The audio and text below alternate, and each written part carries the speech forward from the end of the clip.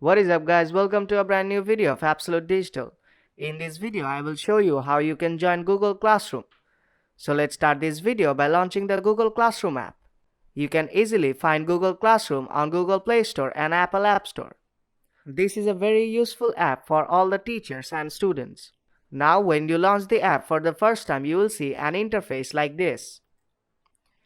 It will be completely blank. Now to join a classroom, you have to tap on the plus icon on the bottom right corner and then tap on Join Class. And then you have to type in the class code here.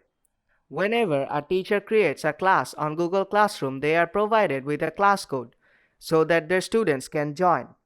And you have to collect that class code from your teacher and then type in that here.